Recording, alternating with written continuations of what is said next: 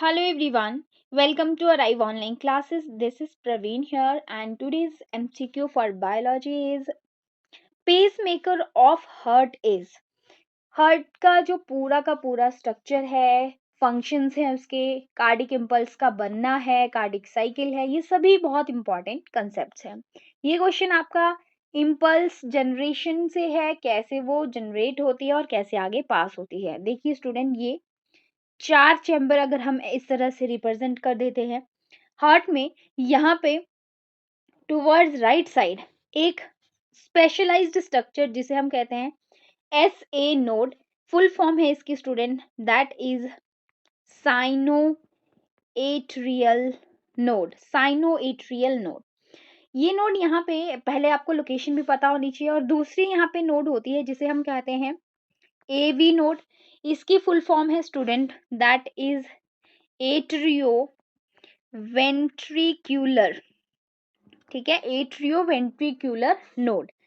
ये क्या होता है, हेल्प करती हैं इम्पल्स की जनरेशन और उसे आगे पास करने के लिए। तो क्या होता है, सबसे पहले इम्पल्स क्या है, कार्डिक इम्पल्स क्या होता है, एक छोटा सा करंट जो हार्ट में पैदा हो रहा है, वो यहाँ से निकलता है और इस तरह से, जैसे मैं डायरेक्शन बता रही हूँ उस तरह से पूरे इस चैम्बर में, ये है आपका राइट एट्रियम, इसमें फैल जाता है और ये रीच करता है इस वाले एरिया को, यानी एवी नोड को। जब भी ये एवी नोड के पास पहुंच जाता है तो एवी नोड इसको यहाँ वेंट्रिकल की तरफ मूव करता है। देन ये कार्डिक मसल्स में इस तरह से फाइबर लाइक स्ट्रक्चर में फैल जाता है। सबसे पहले मैं वन यहाँ पे लिख रही हूँ, एसए नोड पास कहाँ हुआ, नंबर टू एवी नोड के पास, यहाँ पे ये जो एरिया है इसे हम कहते हैं बंडल ऑफ हिस।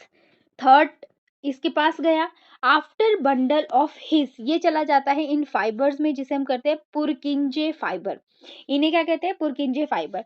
फोर्थ, तो ये पाथ पता होना चाहिए, ऐसे नोड से इम्पल्स पैदा होती है, जनरेट होती है, ये इसको क्या करता है, बनाने का काम कर रहा है। हार्ट में इम्पल्स की पेस आगे बना रहा है, इसलिए इसको पेस मेकर बोलते हैं। ऐसे नोड को पेस मेकर बोलते हैं। यहाँ पे इस एमसीक्यू का आंसर ऐसे नोड हो जाएगा। ऐसे नोड के बाद ये पहुंच जाती है यहाँ पे एवी नोड के पास, और एवी नोड उसे वेंट्रिकल की तरफ सेट करता है, आगे पास करता है। इसलिए एवी नोड से भी क्वेश्चन सेपरेटली आता है, पेस सेटर इसको बोलते हैं। पेस सेटर ये पहले बंडल ऑफ हिस के पास जाता है जो कि दोनों वेंट्रिकल के बीच में है। ये भी आपका वेंट्रिकल है, ये भी वेंट्रिकल है, ये आपकी लेफ्ट साइड होती है हार्ट की, ये आपकी राइट साइड है। आफ्टर दिस ये फाइबर्स के पास चला जाता है जिन्हें हम पुरकिंजे फाइबर कहते हैं, और पुरकिंजे फाइबर में पहुंचने के बाद ये मसल्स को कॉन्ट्रैक्ट करने में हेल्प करता है। ये पूरा एक तरह से आपका पाथ रहता है इसका, जो कि आपको ध्यान में रखना है कि किस तरह से ये पाथ पास हो रहा है। इस एमसीक्यू के लिए पेस मेकर ऑफ हार्ट के लिए यहाँ पे सही आंसर हो जाएगा आपका, that is B option, exactly B option. और पेस मेकर की जगह पेस सेटर लिखा हो तो आपका एवी नोड राइट आंसर यहाँ पे हो जाएगा। कई इंडिविजुअल में ये ऐसे नोड क्या हो जाता है, डिफेक्टेड हो जाता है, या फिर आप कह सकते हैं सिंपल भाषा में खराब हो जाता है।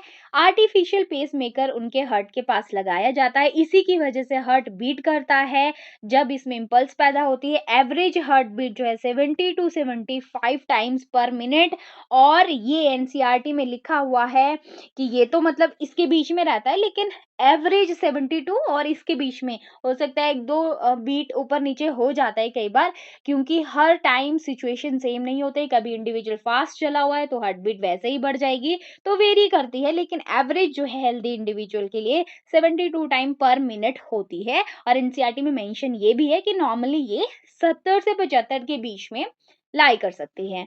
तो ये है आपका अबाउट जनरेशन ऑफ इम्पल्स। सारे के सारे पॉइंट्स इंपॉर्टेंट है, हर एक पॉइंट से इंपॉर्टेंट क्वेश्चन बनता है। मिलते हैं हम नेक्स्ट एमसीक्यू में। Have a nice time and take care.